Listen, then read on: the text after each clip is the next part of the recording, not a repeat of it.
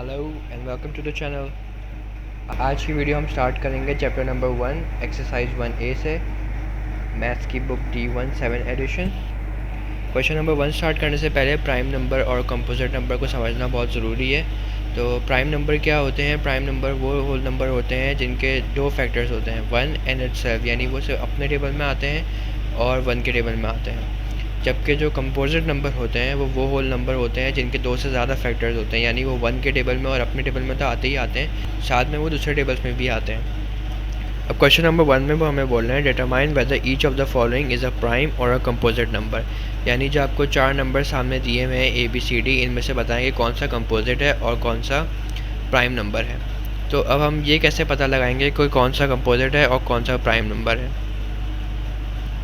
Keeping in mind कि हमारे पास exam में बहुत कम टाइम होता है, तो हमें जल्दी जल्दी पता लगाना होगा कि कौन सा कंपोजिट है और कौन सा प्राइम नंबर है। अब जल्दी पता लगाने का तरीका ये है कि सबसे पहले हम अगर ए पार्ट की बात करें तो हमें 87 नंबर दिया हुआ है, तो 87 नंबर को तो हम देख लेंगे कि ये एक ऑड नंबर है जो कि 2 से डिवाइड नहीं हो सकता, ठीक है, तो 2 तो इसका फैक्टर नहीं हुआ। अब हमें देखना है कि ये 3 के टेबल में आता है कि नहीं आता।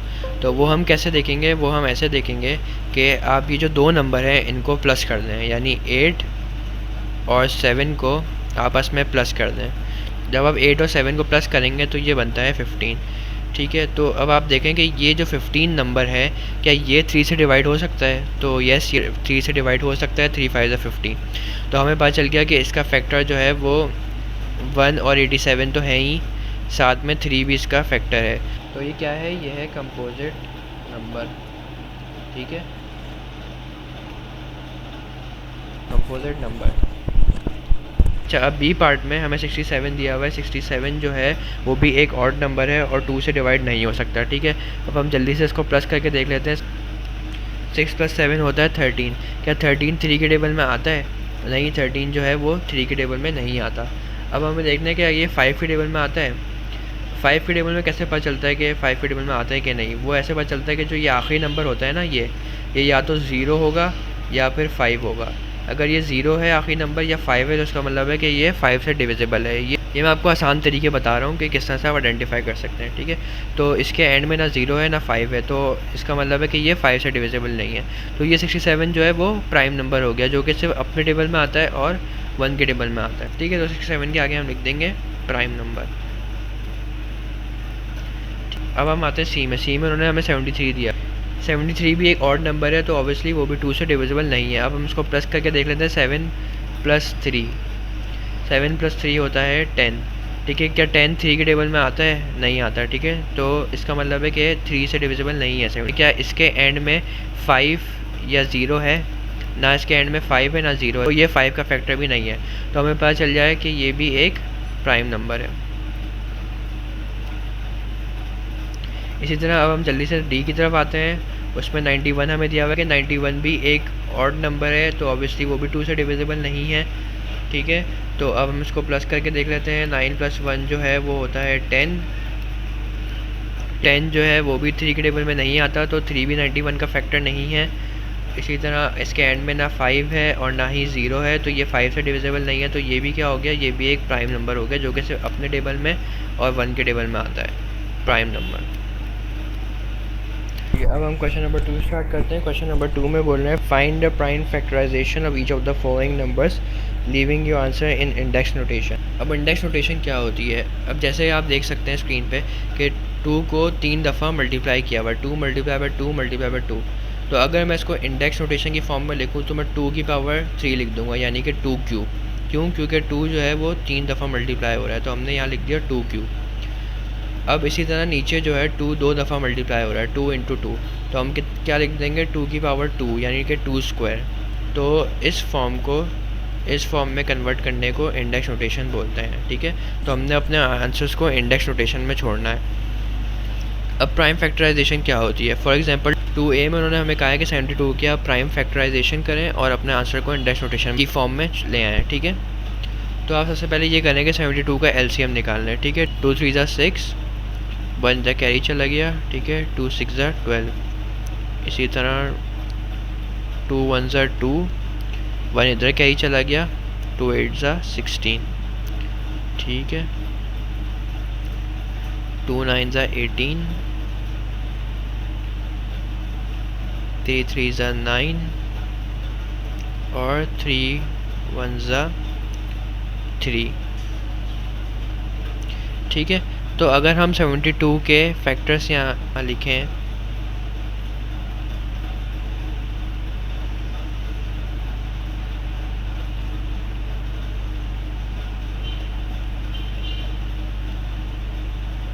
ठीक है, तो ये आ गया 72 के फैक्टर। अब आप देख सकते हैं कि इसमें 2 जो है वो 3 दफ़ा है और 3 जो है वो 2 दफ़ा है। तो अगर मैं इसको इंडेक्स नोटेशन में कन्वर्ट करना है तो मैं कैसे लिखूँगा इसको? 2 की पावर 3 मल्टीप्लाई बाय 3 की पावर स्क्वायर। तो इस तरह से करेंगे हम इस क्वेश्चन को कि आपने पहले इसका एलसीएम निकाला और फिर एलसीएम के जो फैक्टर्स आए उसको हमने इंडेक्स नोटेशन में कन्वर्ट कर। इसी तरह 187 की अगर प्राइम फैक्टराइजेशन हम करें, इसी तरह अगर हम 187 के एलसीएम निकालें तो 11 1 ज़ा 11 और 7 जो है यहाँ कैरी हो गया। ठीक है, 11 7 ज़ा 77। इसी तरह फिर 17, जो कि 17 प्राइम नंबर है तो वो सब अपने टेबल में आता है, तो 17 1 ज़ा 17। तो हमारे पास 187 की जो एलसीएम आ गया वो आ गया 11 इंटू 17।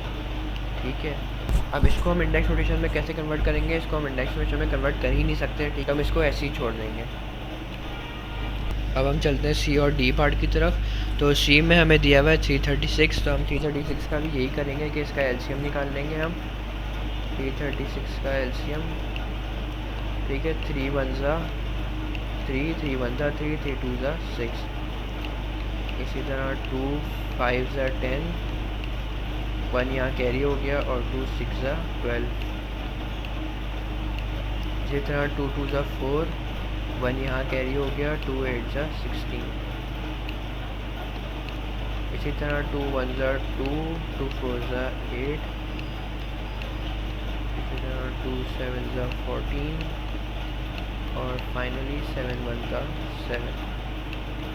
ठीक है, तो अब इसके जो है हम यहाँ पर फैक्टर्स, अब इसके हम यहाँ पे एलसीएम लिख देंगे 3 2 2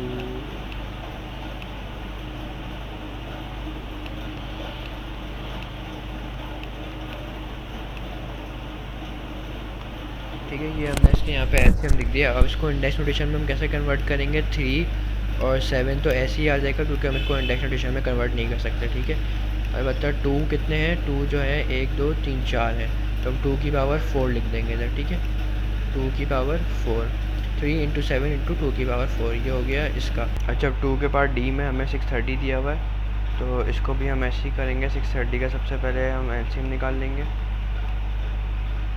ठीक है, 2 3 ज़ा 6, 2 1 ज़ा 2, 1 तक ही चला गया तो ये 10 बन गया, 2 5 ज़ा 10। इसी तरह से 3 1 ज़ा 3 0 और 3 5 ज़ा 15। अच्छा, इसको भी हम 3 से कर लेंगे। 3 3 ज़ा 9, 1 तक ही चला गया तो ये 15 बन गया, 3 5 ज़ा 15। ये हो जाएगा 5 से, 5 7 ज़ा 35 और फिर फाइनली 7 1 ज़ा 7। ठीक है, इसको भी हम लिख लेते हैं यहाँ पे 2 multiply by 3 multiply by 3 multiply by 5 multiply by 7। तो अब 2 5 और 7 तो एज इट इज़ आ जाएंगे नीचे। ठीक है, और 3 जो है वो स्क्वायर हो जाएगा क्योंकि 3 2 बार है। ठीक है, तो 3 स्क्वायर हो गया। ठीक है, 2 multiply by 3 square multiply by 5 multiply by 7, ये हो गया हमारा डी का आंसर। 2 5 7 ऐसे ही रहे और 3 स्क्वायर हो गया। अब हम स्टार्ट कर रहे हैं क्वेश्चन नंबर 3। क्वेश्चन नंबर 3 में बोल रहे हैं find each of the following by using prime factorisation. ठीक है, ये जो हमें दिए हुए हैं इनको हमें फाइंड करना है यूजिंग प्राइम फैक्टराइजेशन। तो अब हम इसका ए पार्ट देखते हैं। ए पार्ट में हमें दिया हुआ है √176। तो हम इसका ए पार्ट कैसे करेंगे? इसका सबसे आसान तरीका ये है कि सबसे पहले आप 1764 का जो है एलसीएम निकाल लें। ठीक है,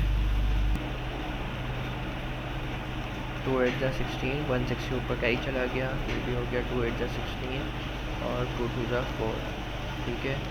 फिर 2 4 ज़ा 8, 2 4 ज़ा 8 और 2 1 ज़ा 2, ठीक है। इसी तरह 3 1 ज़ा 3, 1 इधर कहीं चला गया, ठीक है। 3 4 ज़ा 12, 2 इधर कहीं चला गया, 3 7 ज़ा 21, ठीक है। इसको भी ऐसे ही करेंगे, 3 4 ज़ा 12, 2 कैरी चला गया, 27 बन गया, तो 3 9 ज़ा 27। अब 7 7 ज़ा 49, ठीक है, और 7 1 ज़ा 7। अब हमें इसके अंदर क्या करना होता है कि हमें पेयर बनाने होते हैं, या जैसे कि अभी हम यहाँ इसको लिख लेते हैं 2 इंटू 3 इंटू 3, ठीक है। एक ये पेयर बन गया, मल्टीप्लाई बाय 2 इंटू 3 इंटू 3, ये जो है दूसरा पेयर बन गया, ठीक है।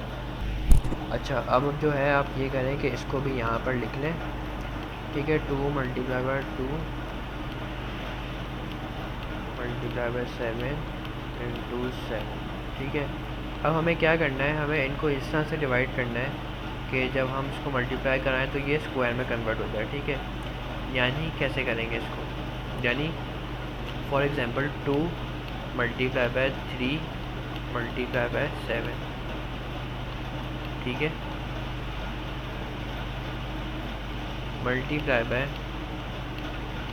2 मल्टीप्लाई बाय 3 और मल्टीप्लाई बाय 7। अब चूँकि ये दोनों नंबर एक जैसे ही हैं, 2 इंटू 3 इंटू 7, 2 3 7, तो मैं इसको ऐसे भी लिख सकता हूँ, 2 इंटू 3 इंटू 7 का स्क्वायर, ठीक है। इसका मतलब है ये चीज़ दो दफ़ा, एक दफ़ा दो दफ़ा, तो हमने इसको एक ही लेके इसके ऊपर स्क्वायर लगा दिया, ठीक है, जो हम पहले भी कर रहे थे। तो हमें बेसिकली इसको इस स्क्वायर के फॉर्म में लाना होता है, ठीक है। तो इसलिए हम उसको इस तरह करते हैं कि हम उनको कॉमन लेके स्क्वायर कर लें, ठीक है।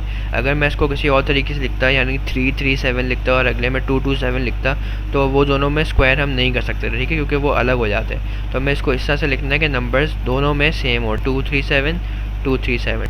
तो हमें इनको इस तरह से अरेंज करना होता है स्क्वायर में, क्योंकि ये भी स्क्वायर है, अंडर रूट है ना, अंडर रूट स्क्वायर होता है, ठीक है। तो इसको भी हमें स्क्वायर में कन्वर्ट करना था, तो हमने यहाँ पे कर दिया। अब हमें क्या करना है, हमें पता है कि 1764 जो है वो बराबर है 2 इंटू 3 इंटू 7 स्क्वायर के, ठीक है, ऐसा ही है। अब इन्होंने क्वेश्चन में हमसे क्या पूछा कि 1764 के स्क्वायर रूट का जो है, अब इन्होंने हमसे क्वेश्चन में क्या पूछा है कि 1764 के स्क्वायर रूट का हमें बताएं कि प्राइम फैक्टराइजेशन क्या है, ठीक है। तो अभी जो हमने निकाली है 1764 के, ठीक है, जब हमने स्क्वायर रूट लगा दिया तो हमने फिर इधर भी स्क्वायर रूट लगा दिया, ठीक है। जब हम एक साइड पे लगाते हैं तो हमें दूसरी साइड पे भी लगाना पड़ता है, ठीक है। इक्वल्स के इस साइड पे तो इक्वल्स टू के दूसरी साइड पे भी लगाना पड़ता है। तो जब हमने यहाँ पे लगाया तो ये स्क्वायर और ये स्क्वायर रूट कैंसिल हो गया, ठीक है। तो अंडर रूट 1764 किसके बराबर हो गया, इसके बराबर हो गया 2 इंटू 3 इंटू 7 के, जो कि बनता है 3 2 6 और 6 7 42 के बराबर। तो इस तरह से करते हैं ये क्वेश्चन। अच्छा, ठीक है, पार्ट बी में बोल रहे हैं अंडर रूट 576, ठीक है। तो इसको भी हम वैसे ही करेंगे जैसे ए पार्ट किया था। 576 से सबसे पहले एलसीएम निकालना है हम, ठीक है। 2 2 ज़ा 4, 1 यहाँ के चला गया, 2 7, तो ये 17 बन गया, ठीक है। 2 8 ज़ा 16, 1 यहाँ के चला गया, भी 16 बन गया, तो फिर 2 8 ज़ा 16, ठीक है। इसी तरह 2 1 ज़ा 2, 2 4 ज़ा 8, 2 4 ज़ा 8, ठीक है। फिर 2 7 ज़ा 14 और 2 2 ज़ा 4, इसी तरह 2 3 ज़ा 6, 1 यहाँ का ही चला गया तो ये 12 बन गया, 2 6 ज़ा 12, ठीक है। ये भी 2 से हो जाएगा, 2 1 ज़ा 2, 1 इधर का ही चला गया तो ये 16 बन गया, 2 8 ज़ा 16, इसी तरह 2 9 ज़ा 18, 3 3 ज़ा 9 और फिर 3 1 ज़ा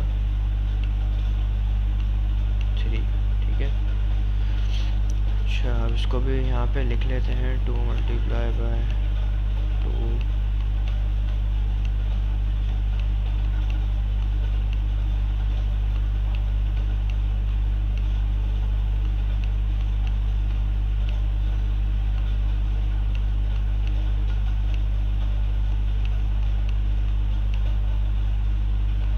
ठीक है, तो ये हमने यहाँ पे इसको लिख लिया।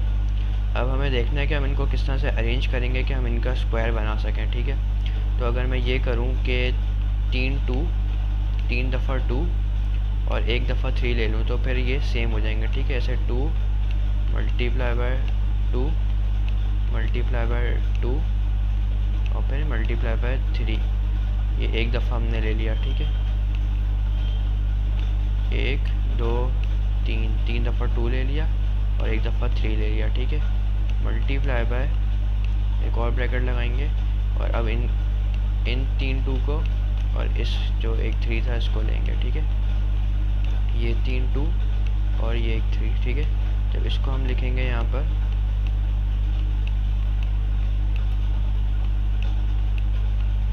तो अब ये सेम होगा दोनों, इधर भी 3 दफ़ा 2 है, इधर भी 3 दफ़ा 2, इधर एक दफ़ा 3 है और इधर भी एक दफ़ा 3 है। ठीक है, तो अब इसको हम स्क्वायर की फॉर्म में लिख सकते हैं। 2 multiply by 2 multiply by 2 multiply by 3 का स्क्वायर, ये हो गया 576 के फैक्टर्स। ठीक है, हमें निकालना है अंडर रूट 576। तो अंडर रूट के लिए हम 576 के ऊपर अंडर रूट लगाएंगे, तो इक्वल्स टू की इस तरफ भी अंडर रूट लगे, ये स्क्वायर और अंडर रूट कैंसिल हो गया, तो अंडर रूट 576 इसके बराबर हो गया। अंडर रूट 576 बराबर हो गया 2 इंटू 2 इंटू 2 इंटू 3 के, जो कि बनता है 2 2 ज़ा 4 4 2 ज़ा 8 8 3 ज़ा 24। ठीक है, तो ये हो गया हमारा बी पार्ट। अच्छा, अब सी पार्ट में जो है ना थोड़ी चेंजेस किए हैं, वो ये है कि सी में अब हमें उन्होंने क्यूब रूट दिया हुआ है। ठीक है, यहाँ भी देख सकते हैं 3 ऊपर लिखा हुआ है, इसका मतलब है कि ये क्यूब रूट है। तो अब इसमें थोड़ी चेंजेस ये होगी कि पहले जैसे हम यहाँ पर पिछले क्वेश्चन में हम इस तरह के 2 लेते थे ताकि स्क्वायर बना सकें हम, अब हमें 3 लेने होंगे ताकि क्यूब बना सकें। ठीक है, तो अब ये क्वेश्चन कैसे होगा, तो सबसे पहले इसमें भी जो है एलसीएम ले लेंगे 3375 का। ठीक है, 3 से इसको करते हैं 3 1 ज़ा 3 3 1 ज़ा 3 3 2 ज़ा 6 1 इधर कैरी चला गया तो ये 15 बन गया। ठीक है, 3 5 ज़ा 15। इसी तरह इसको भी 3 से कर लेते हैं, 3 3 ज़ा 9 2 इधर कैरी चला गया तो 22 बन गया ये। ठीक है, 3 7 ज़ा 21, एक बचा वो इधर कैरी हो गया तो ये 15 बन गया। ठीक है, 3 5 ज़ा 15, इसको भी 3 से ही करेंगे, 3 1 ज़ा 3 3 2 ज़ा 6 1 का इधर चला गया तो ये 15 बन गया, 3 5 ज़ा 15। तो 5 से कर लेते हैं, 5 2 ज़ा 10 2 इधर का ही चला गया तो ये 25 बन गया, 5 5 ज़ा 25। ठीक है, ये भी ऐसे ही होगा, 5 5 ज़ा 25 और फिर 5 1 ज़ा 5।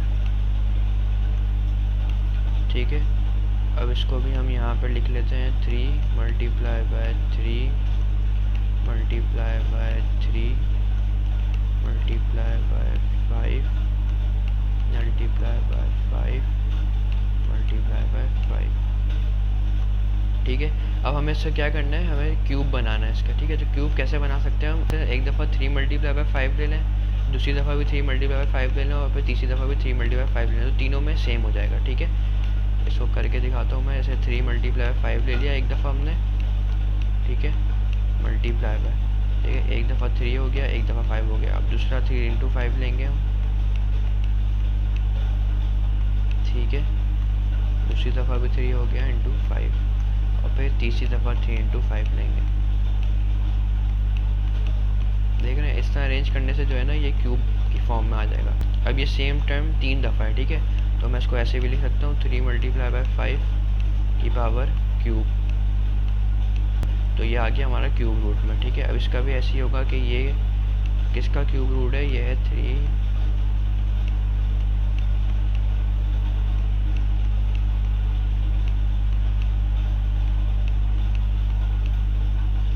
ठीक है, 3375 3 इंटू 5 क्यूब के बराबर है। हमें जो चाहिए वो क्यूब रूट चाहिए 3,375 का, तो हम इसके ऊपर क्यूब रूट लगा देंगे। इसके ऊपर क्यूब रूट लगेगा तो इक्वल्स टू के दूसरे पार भी क्यूब रूट लगेगा, ठीक है। क्यूब और क्यूब रूट कैंसिल होगा, जैसे स्क्वायर और स्क्वायर रूट कैंसिल होते थे वैसे क्यूब और क्यूब रूट कैंसिल होगा, ठीक है। तो हमारे पास फाइनल आंसर आ गया 3,375 का cube root is equals to 3 into 5 जो कि बनता है 15। तो ये हो गया हमारा सी पार्ट का आंसर। अच्छा, अब डी पार्ट भी जो है वो बिल्कुल सी पार्ट की तरह ही होगा। इसमें हमें 1728 का क्यूब रूट निकालने का बोला हुआ, ठीक है। तो इसमें भी हम यही करेंगे, सबसे पहला काम एलसीएम निकाल लेंगे 1728 का। 2 8 ज़ा 16, 1 इधर कहीं चला गया तो ये 12 बन गया, ठीक है। 2 6 ज़ा 12 और 2 4 ज़ा 8। इसी तरह 2 4 ज़ा 8, 2 3 ज़ा 6 और 2 2 ज़ा 4, ठीक है। तो ये हो गया 2 2 ज़ा 4, 2 1 ज़ा 2, 1 इधर कहीं चला गया, 12 बन गया। 2 6 ज़ा 12, ये हो गया 2 1 ज़ा 2, 0 और 2 8 ज़ा 16। इसी तरह 2 5 ज़ा 10, 2 4 ज़ा 8, 2 2 ज़ा 4, 1 ज़ा कहीं चला गया, ये 14 बन गया। 2 7 ज़ा 14, ठीक है। ये 3 से हो जाएगा, 3 9 ज़ा 27 और फिर 3 3 ज़ा 9 और 3 1 ज़ा 3, ठीक है। तो इसको भी हम यहाँ पे लिख लेते हैं, 2 multiply by 2 multiply by 2 multiply by 2,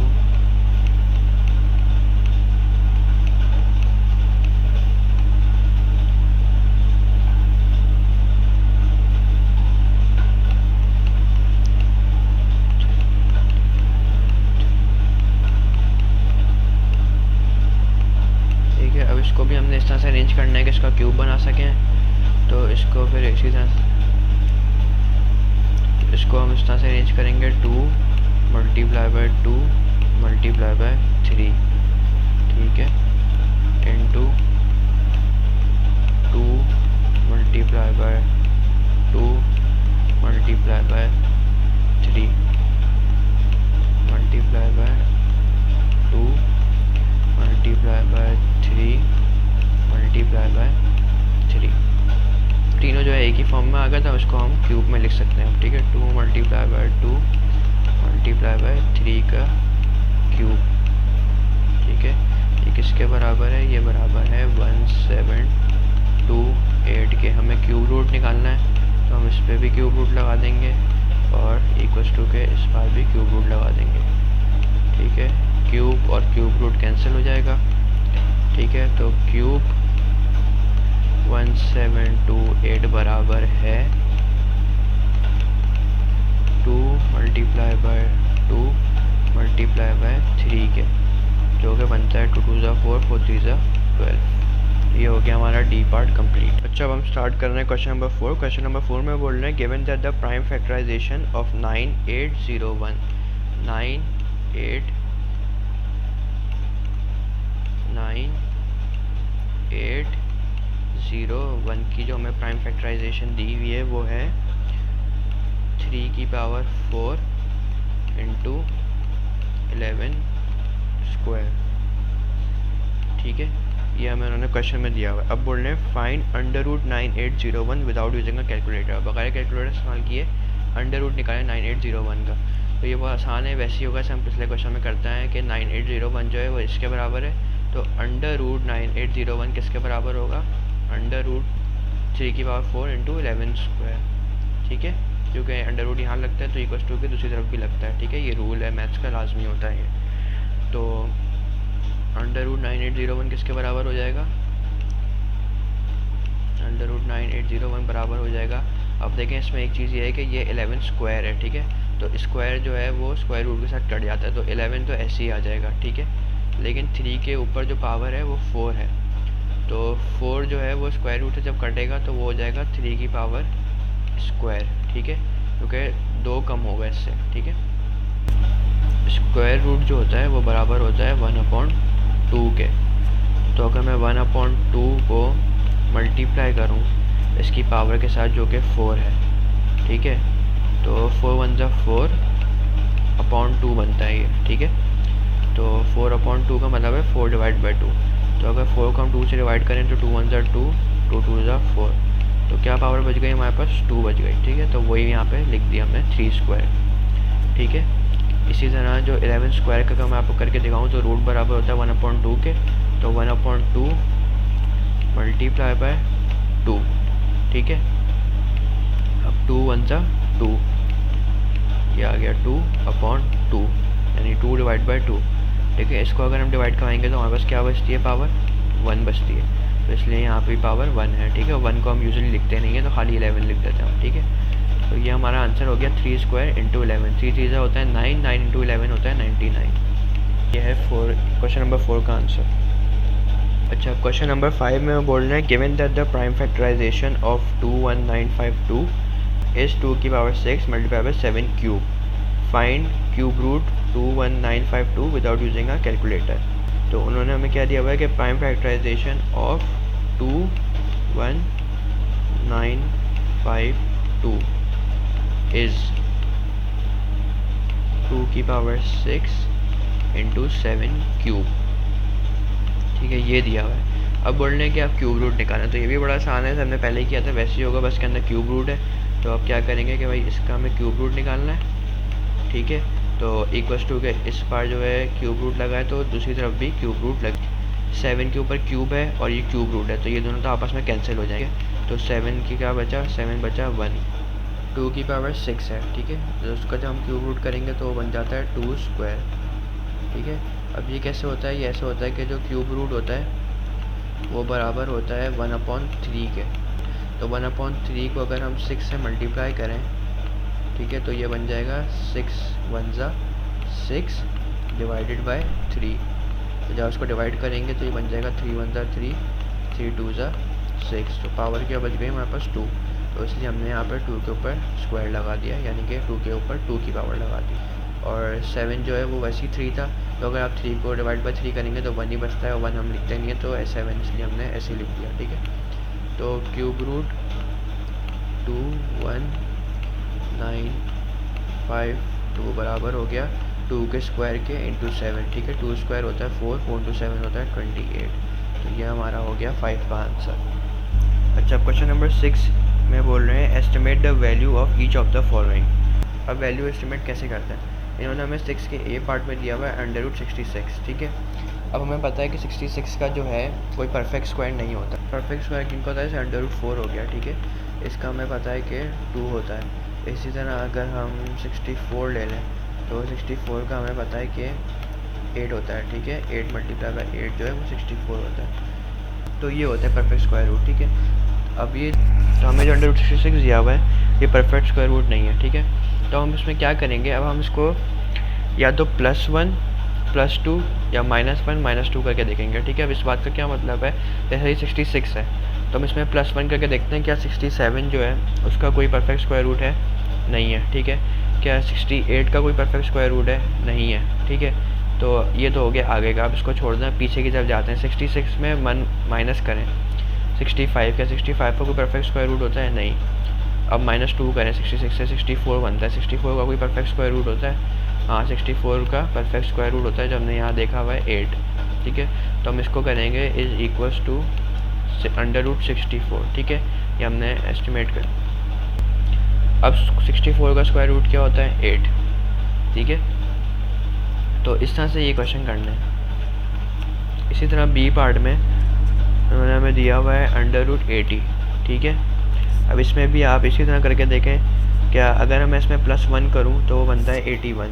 तो क्या 81 का कोई परफेक्ट स्क्वायर रूट होता है, हाँ होता है, 9 9 9 जा 81। तो हमें इसका भी पता चल गया, तो हम इसको निकलेंगे √81 इज इक्वल्स टू 9, ठीक है। ये होता है एस्टिमेशन, कि हमें खुद एस्टिमेट करना है। इसी तरह हमें सी पार्ट में बोलना है क्यूब रूट 218, ठीक है। अब हमें स्क्वायर रूट नहीं क्यूब रूट यानी 3 देखना है कि कैसे कौन से नंबर है जिनको हम 3 दफ़ा मल्टीप्लाई करें तो 218 आए। तो 218 का कोई परफेक्ट क्यूब रूट नहीं है। तो अब हम सोचते हैं, अब इसमें हम वही करते हैं कि +1 करके पहले देखते हैं। तो +1 करके बनता है 219, ठीक है। तो 219 का कोई परफेक्ट क्यूब रूट है नहीं, 219 का भी नहीं। फिर 2 प्लस करते हैं 218 में तो वो बनता है 220। क्या 220 का कोई परफेक्ट क्यूब रूट है? नहीं। अब 1 माइनस करके देखते हैं, 218 में से जब 1 माइनस करेंगे तो बनता है 217। तो 217 का कोई परफेक्ट क्यूब रूट है? नहीं है।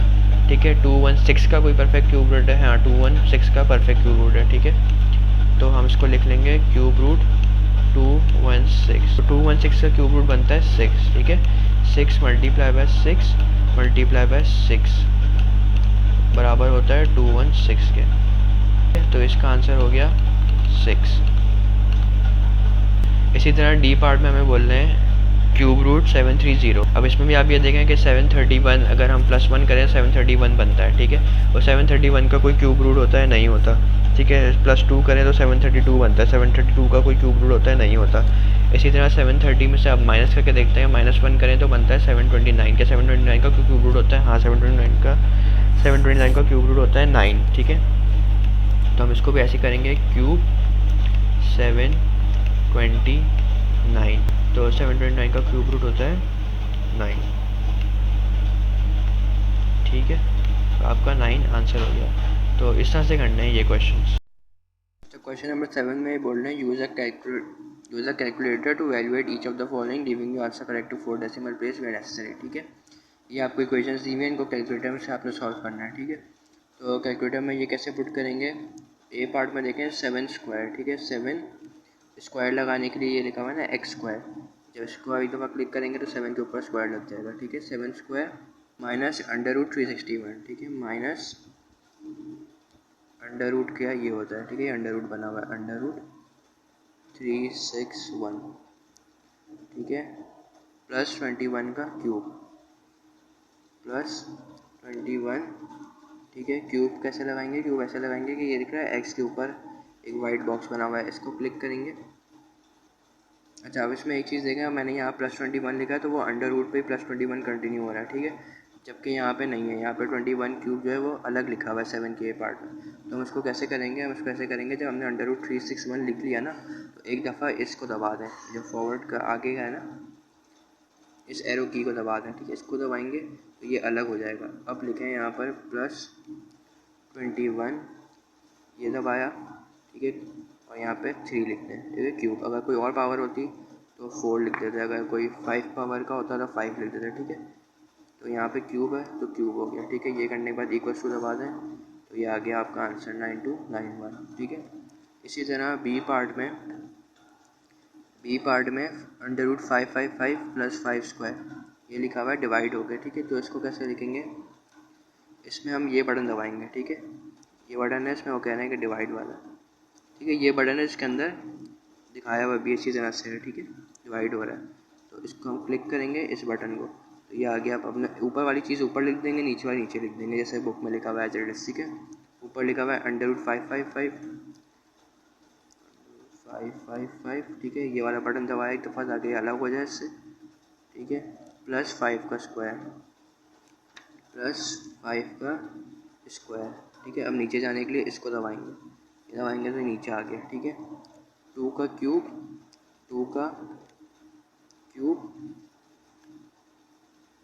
Multiply by cube root of 222। अब क्यूब रूट कैसे दबाएंगे? क्यूब रूट ऐसे दबाएंगे कि जो रूट का था ना इसको दबाएंगे, लेकिन उससे पहले शिफ्ट को दबाएंगे। शिफ्ट दबाया और फिर ये दबाया तो आ गया आपके पास क्यूब रूट। ठीक है, क्यूब रूट 222।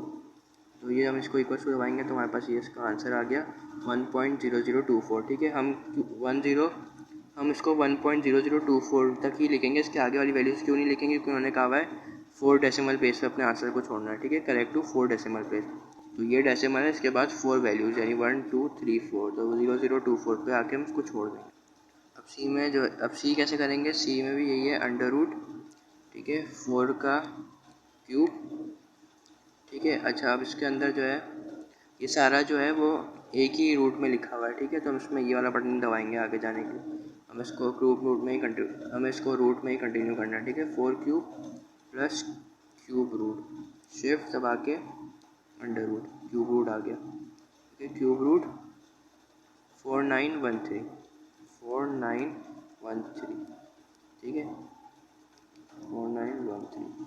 ठीक है, तो ये देख सकते हैं आप ये एक ही रूट में आ गया, ठीक है। अब इसको इक्वल टू दबा दें तो ये 9 आपका आंसर आ गया, ठीक है। तो ये हो गया सी पार्ट और ये हमारा क्वेश्चन 7 भी कंप्लीट हो गया। अच्छा, क्वेश्चन नंबर 8 में वो बोल रहे हैं the area of a square photo frame is 250 centimetre, ठीक है। एक स्क्वायर फोटो फ्रेम है जिसका एरिया है 250 centimetre square. Find the perimeter of the photo frame leaving your answer correct to 1 decimal place, ठीक, यानी हमें अपना फाइनल आंसर जो है 1 डेसिमल प्लेस पे छोड़ना है, ठीक है। अच्छा, पेरीमीटर क्या होता है? पेरीमीटर होता है सम ऑफ ऑल साइड्स, ठीक है। हमें निकालना है पेरीमीटर, ठीक है। यहाँ लिख भी देता हूँ मैं, perimeter is the sum of all sides, ठीक है। सारी साइड्स का जो है सम होता है। अब हम इसका पेरीमीटर निकालेंगे कैसे? हमें सिर्फ एरिया दिया हुआ है और कह रहे हैं कि पेरीमीटर निकालें। अब इसको हम ऐसे करेंगे कि जो स्क्वायर होता है उसके एरिया का फॉर्मूला क्या होता है? एरिया जो है वो बराबर होता है लेंथ के स्क्वायर के, ठीक है। ये एल है, एल जो है वो लेंथ को रिप्रेजेंट करता है, तो एल के स्क्वायर यानी लेंथ का स्क्वायर, ठीक है। अब स्क्वायर की प्रॉपर्टी होती है कि उसकी जो सारी साइडें होती हैं वो इक्वल होती हैं, यानी अगर ये x सेंटीमीटर है ये लेंथ, तो ये भी x सेंटीमीटर होगी, ये भी x सेंटीमीटर होगी और ये भी x सेंटीमीटर होगी, ठीक है। तो हम किसी भी एक साइड को लेकर उसका स्क्वायर कर देते हैं तो एरिया आ जाता है हमारे पास स्क्वायर का, ठीक है। अब हमें इस क्वेश्चन में उन्होंने एरिया दिया हुआ है 250, ठीक है, और कह रहे हैं कि आप पेरीमीटर निकालें, ठीक है।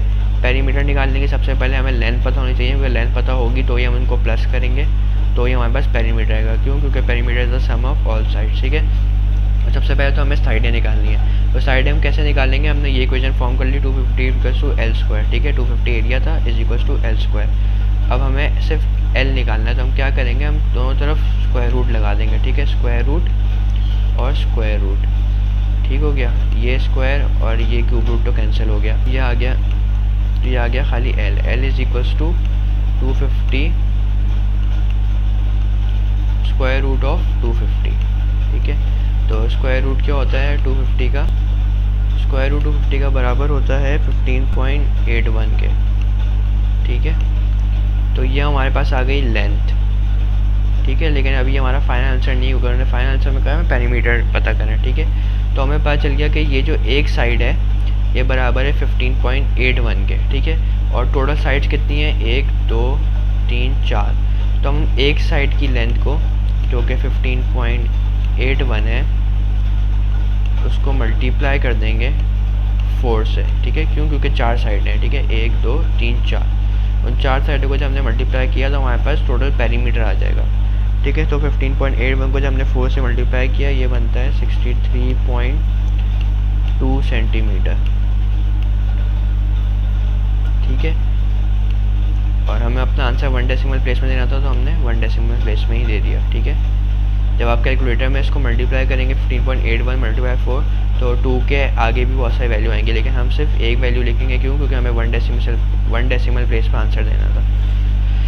तो ये हो गया क्वेश्चन नंबर 8। अच्छा, क्वेश्चन नंबर 9 में वो बोल रहे हैं the volume of a box in the shape of a cube, यानी एक बॉक्स है जो कि क्यूब के शेप में, क्यूब का शेप जो है ऐसा होता है, ठीक है।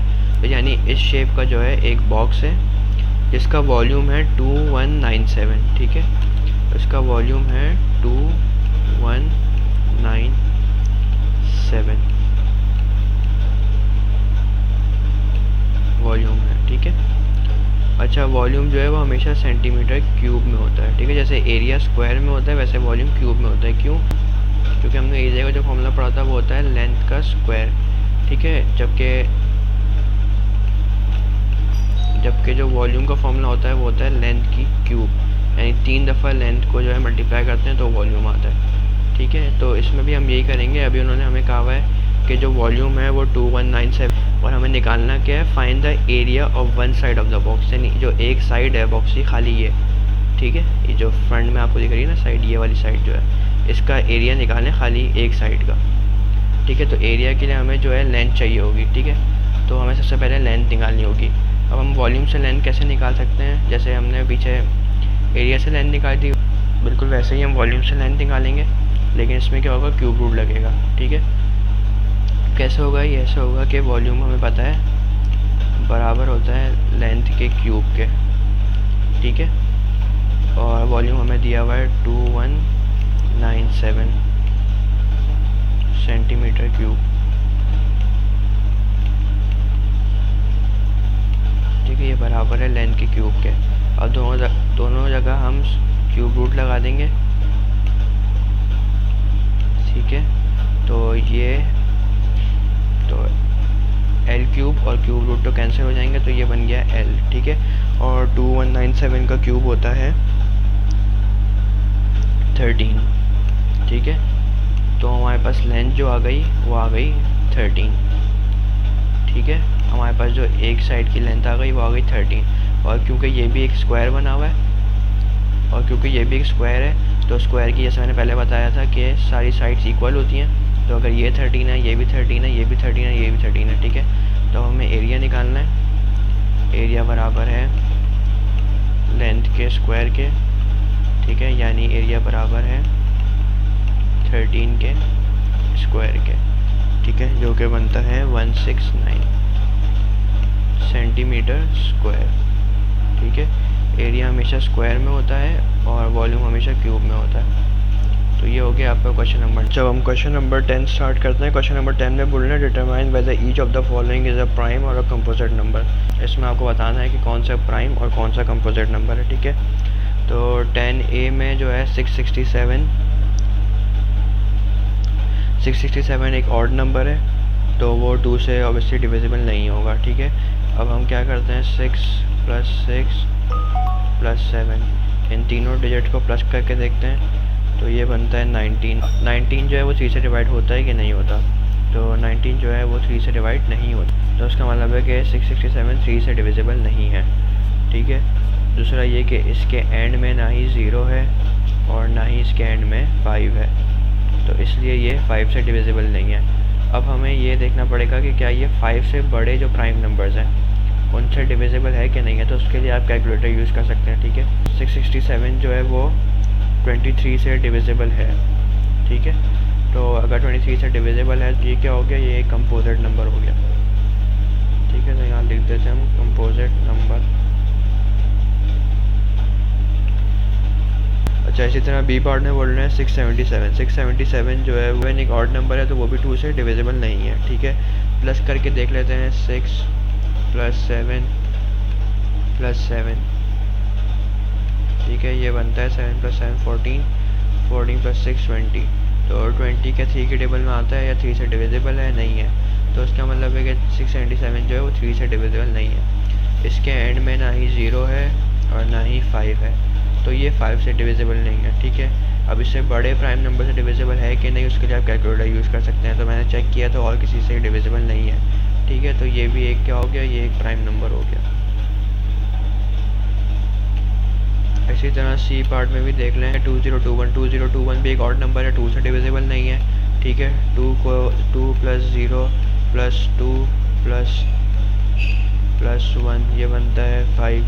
ठीक है, 5 3 से डिविजिबल है, नहीं है। ठीक है, तो इसके एंड में ना ही 0 है और ना ही 5 है, तो इसका मतलब है कि ये 5 से डिविजिबल ही नहीं है। अब 5 से बड़े प्राइम नंबर से डिविजिबल है नहीं है, उसके लिए आप कैलकुलेटर यूज़ करेंगे। तो जब मैंने कैलकुलेटर यूज़ किया तो मुझे पता चला कि ये 43 से भी डिविजिबल है। ठीक है, तो ये क्या हो गया, ये हो गया कंपोजिट नंबर।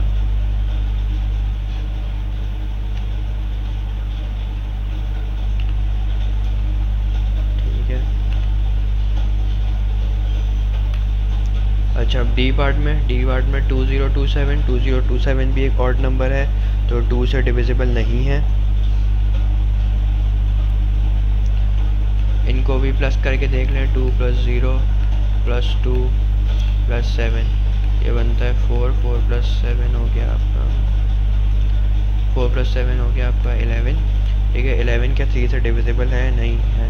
ठीक है, इसके एंड में ना ही 0 है और ना ही 5 है, तो ये 5 से डिविजिबल नहीं है। ठीक है, बड़े नंबर के लिए कैलकुलेटर यूज़ कर रहे हैं। कैलकुलेटर मैंने चेक किया तो ये किसी और नंबर से डिविजिबल नहीं है, इसलिए ये एक प्राइम नंबर है। ठीक है, तो ये हो गया हमारा क्वेश्चन नंबर 10 कंप्लीट। अब आते हैं हम एडवांस लेवल क्वेश्चन की तरफ, जो कि है क्वेश्चन नंबर 11 और क्वेश्चन नंबर 12। इस एक्सरसाइज के आखिरी 2 क्वेश्चन हैं। ठीक है, क्वेश्चन नंबर 11 में वो बोलते हैं कि if P and Q are whole number such that P × Q is equals to 37। ठीक है, find the value of p plus q। ठीक है, वो बोलने के भाई अगर p and q whole number हैं इस तरह से कि p मल्टीप्लाई हो रहा है q से इज़ इक्वल्स टू 37 है, तो बताएं कि p प्लस q क्या होगा। ठीक है, तो p प्लस q निकालने की हमें ऑब्वियसली p और q की वैल्यू निकालनी पड़ेगी। ठीक, वो हम कैसे निकालेंगे, वो हम ऐसे निकालेंगे कि हम देखेंगे 37 क्या है, एक प्राइम नंबर है। ठीक है, और प्राइम नंबर हमने पीछे पढ़ा था क्या होता है, जो कि 1 के टेबल में और सिर्फ अपने टेबल में आते हैं। ठीक है, यानी कि 1 के टेबल में और अपने टेबल में, तो 1 और 37 ही हो सकता है खाली 7, यानी 37 1 सा इज इक्वल्स टू 37 होगा। ऐसे ही है क्योंकि ये एक प्राइम नंबर है। ठीक है, तो p क्या हो गया, p 37 हो गया, और q क्या हो गया, q हो गया 1। तो हमने ये लॉजिक इस्तेमाल करके p और q की वैल्यू निकाल ली। ठीक है, अब उन्होंने कहा है कि बताएं p प्लस q किसके बराबर है, तो भाई हमें पता चल गया p जो है वो 37 है, q जो है वो 1 है। तो हम 37 को 1 से प्लस कर देंगे, ये बनता है 38। ठीक है, तो 38 हमारा आंसर है। ये था क्वेश्चन नंबर 11 का सोल्यूशन। अच्छा, अब हम करते हैं क्वेश्चन नंबर 12। क्वेश्चन नंबर 12 में बोल रहे हैं if n is a whole number such that n multiply by n plus 42 is a prime number, find that prime number, explain your answer. ठीक है, अब ये क्वेश्चन आसान है लेकिन इसको थोड़ा गौर से समझना पड़ेगा।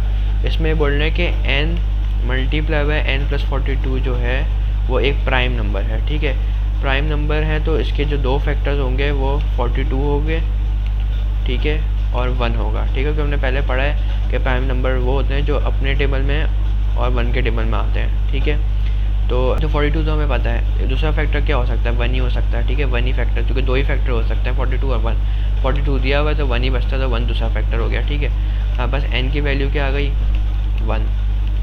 तो n multiply by n plus 42 is equal to 1 multiply by 1 plus 42, यानी कि 1 मल्टीप्लाई बाय 42 प्लस 1 होता है 43, और 43 को अगर 1 से मल्टीप्लाई करें तो ये बनता है 43। तो इसका आंसर आ गया 43। ठीक है, तो ये हो गया हमारा क्वेश्चन नंबर 12 भी कंप्लीट, और एक्सरसाइज 1 हमारी कंप्लीट हो गई। अब नेक्स्ट वीडियो में हम एक्सरसाइज 1B स्टार्ट करेंगे। अगर आपको अभी भी कोई क्वेश्चन समझ नहीं आया है इस वीडियो में, तो आप हमारे पेज के अबाउट के सेक्शन में जाएंगे, तो यहाँ पे डिटेल्स के अंदर आपको हमारी ईमेल मिलेगी info.academia101@gmail.com। ठीक, इस पर आप हमें अपना क्वेश्चन नंबर और उस क्वेश्चन की पिक अटैच करके भेज दें, हम जितनी जल्दी हो सके उसका आंसर आपको दे देंगे। ठीक है।